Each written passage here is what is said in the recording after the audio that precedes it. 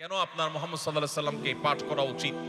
কেন তার সিরাত এবং জীবন ইতিহাস আপনার পড়া উচিত? যদি আপনি সাকসেস হতে চান, যদি আপনি চ্যালেঞ্জের এবং বাধার পাহাড় ডিঙ্গিয়ে সাফল্যের শিখরে পৌঁছতে চান, তাহলে আপনাকে মুহাম্মদ সাল্লাল্লাহু আলাইহি সাল্লামকে পাঠ করতে হবে।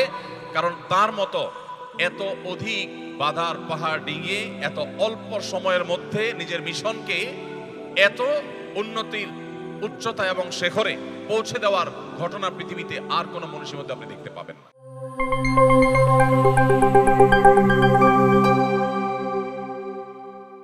মুহাম্মদ সাল্লাল্লাহু আলাইহি ওয়াসাল্লাম পৃথিবীর ইতিহাসের মানব ইতিহাসের সবচাইতে জঘন্য, সবচাইতে বর্বরতম সমাজকে মানব ইতিহাসের সবচাইতে শ্রেষ্ঠ এবং সোনালী সমাজে পরিবর্তন করে তারপর দুনিয়া তিনি ত্যাগ করেন খুব অল্প সময়ের মধ্যে। আমার শিক্ষার্থী বন্ধুদেরকে আমি মিন করছি যে আপনারা সবাই বয়সের তরুণ, এখানে সে অন্য ধর্মাবলম্বী কেউ থাকতে পারে। মুহাম্মদ সাল্লাল্লাহু আলাইহি সাল্লামকে কেন আপনার চর্চা করতে হবে? কারণ পৃথিবীতে বহু মনীষী আপনি পাবেন, কিন্তু দুনিয়ার আলো এটি দেখার আগে থেকেই যার জীবনে বাধা শুরু হয়েছে, মাতৃগর্ভে থাকাকালীন সময়ে বাবাকে যিনি হারিয়েছেন, দুনিয়ার আলো দেখতে না দেখতেই যখন তিনি দুধের শিশু তখনই তার মায়ের ছায়াও তার থেকে সরে গেছে, তিনিও মারা গেছে। বাবা মা দুজনকে হারিয়েছেন দুধের শিশু থাকা অবস্থায়। এরপর তার সবচেয়ে বড় আশ্রয়দাতা, তার সবচেয়ে বড় অভিভাবক দাদা আব্দুল মুত্তালিব, তিনিও সেই শৈশবেই দুনিয়া ত্যাগ করলেন। তার সবচেয়ে বড় আশ্রয়ের জায়গা যখন ছিল ঘরে খাদিজা রাদিয়াল্লাহু তাআলা আনহা, আর বাইরে আবু তালেব, জীবনের সবচেয়ে কঠিন যে সময়টি তিনি পার করছিলেন সে বছর এই দুজনের ছায়াও তার থেকে সরে গেল। শুরু হলো নির্যাতন, স্টিম রোলার, যার দিকে চোখ তুলে তাকাবার সামর্থ্য মক্কার কোনো মানুষের ছিল না। কারণ কুরাইশের সবচেয়ে সম্ভ্রান্ত বংশের, সবচেয়ে সম্ভ্রান্ত পরিবারের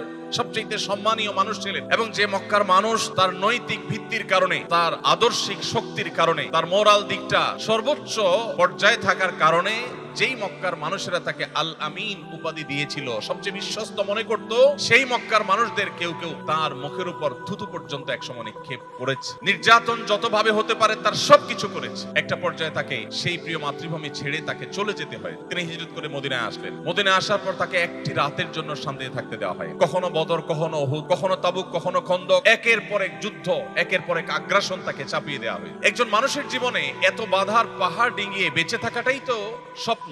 সেখানে মুহাম্মদ সাল্লাল্লাহু আলাইহি সাল্লাম মদিনা হিজরতের পর মাত্র 13 বছর সময় পেয়েছিলেন তার মিশনকে সাকসেস করবার জন্য। এই 13 বছর সময়ের মধ্যে তিনি তার মিশনকে পৃথিবীর সবচাইতে শক্তিশালী মিশনে, তার আদর্শকে সবচেয়ে শক্তিশালী আদর্শ হিসাবে, গোটা পৃথিবীর সবচাইতে শক্তিশালী পাওয়ার হিসাবে তার আদর্শকে তিনি প্রতিষ্ঠিত করে তারপর তিনি দুনিয়া ত্যাগ করেন। কেন আপনার মুহাম্মদ সাল্লাল্লাহু আলাইহি সাল্লামকে পাঠ করা উচিত? কেন তার সিরাত এবং জীবন ইতিহাস আপনার পড়া উচিত? যদি আপনি সাকসেস হতে চান, যদি আপনি চ্যালেঞ্জের এবং বাধার পাহাড় ডিঙ্গিয়ে সাফল্যের শিখরে পৌঁছতে চান, তাহলে আপনাকে মুহাম্মদ সাল্লাল্লাহু আলাইহি সাল্লামকে পাঠ করতে হবে। কারণ তার মতো এত অধিক বাধার পাহাড় ডিঙ্গিয়ে এত অল্প সময়ের মধ্যে নিজের মিশনকে এত উন্নতির উচ্চতা এবং শিখরে পৌঁছে দেওয়ার ঘটনা পৃথিবীতে আর কোনো মনীষীর মধ্যে আপনি দেখতে পাবেন না। আর এই জন্যই মুসলমান হিসাবে আমাদের ইসলামের চর্চা আমাদের জন্য খুব বেশি গুরুত্বপূর্ণ, আমাদের নিজেদের জন্য, আমাদের দেশের জন্য, গোটা বিশ্ব মানবতার জন্য। আপনি যদি ইসলাম আমাদেরকে কিভাবে মোরাল ডেভেলপমেন্টের কথা বলেছে সেদিকে তাকান, আপনি দেখতে পাবেন ইসলাম আমাদেরকে জীবনের লক্ষ্য এবং উদ্দেশ্যকে সবসময় মাথায় রাখতে উৎসাহিত করেছে, নির্দেশ করেছে। আল্লাহ বলেছেন, ওয়া মা খালাকতুল জিন্না ওয়াল ইনসা ইল্লা লিয়াবুদুন, আমি জিন এবং মানুষকে সৃষ্টি করেছি আমার ইবাদতের জন্য। মানুষের জীবনের লক্ষ্যই হলো আল্লাহর একত্ববাদকে প্রতিষ্ঠা করা, আল্লাহর গোলামি করা, আল্লাহর দাসত্ব করা। মানুষ জ্ঞান বিজ্ঞানে অবদান রাখবে, তার উদ্দেশ্য হবে মানুষের সেবা, এবং যার মাধ্যমে সে আল্লাহর সন্তুষ্টি লাভ করতে পারবে।